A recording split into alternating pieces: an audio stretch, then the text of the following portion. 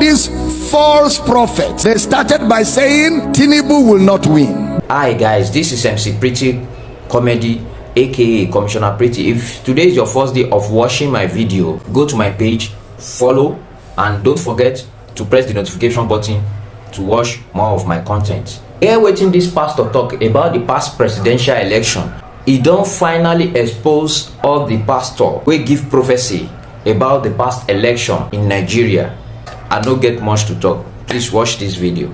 Theology that they parade around called 7 mountains, that the church must take over entertainment, take over politics, take over government, and that is why the confusion that happened during the election happened. That confusion exposed the church. All these false prophets that paraded themselves all over Nigeria, they started by saying Tinubu will not win. Then after they declared him winner, they now say he will not be sworn in. They now say on the day of swearing in he will be arrested, and Obasanjo has prepared soldiers to take over government. Nonsense.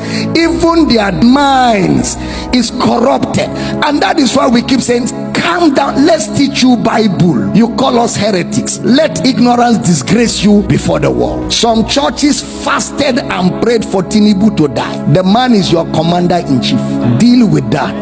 That's how when Buhari entered office, a lot of Christians began to say he will die. They even said when he went to outside the country that he will not come back alive. Christians, churches, that he will die. The man did 8 good years and went home younger than when he became president, to show that the Lord is upright and there is no unrighteousness in him. God is not a killer. And with these false prophecies, they have destroyed the faith of many people, because many people fasted and prayed sincerely that Tinubu should die, and their God traveled. So now if you ask them to pray, they are not sure God will answer. They have eroded their faith. They have shipwrecked their faith because of lack of understanding that there's a difference between the kingdom of God and the kingdom of this world. How many of you remember I told you that this thing, God is not involved? Did I tell you that? It's a contest. It's a competition amongst men. And in a competition, men set the rules. In a competition, men draw the borderlines. In a competition, men judge the competition.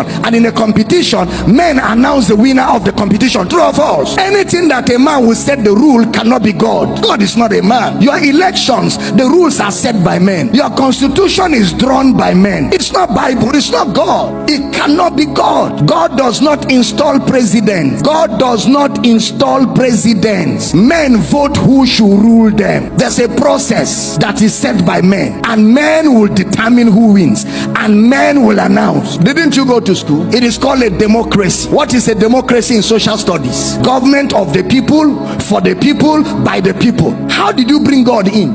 The government of God is a theocracy. You didn't hear what I said.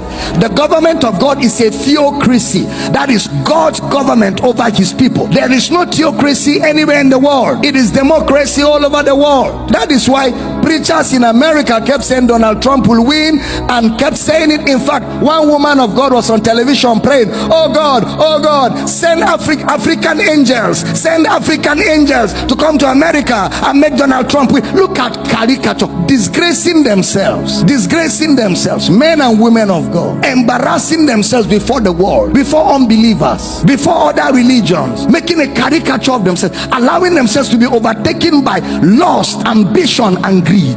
All of us want Nigeria to be better, including myself. I want a better Nigeria. I want a great Nigeria.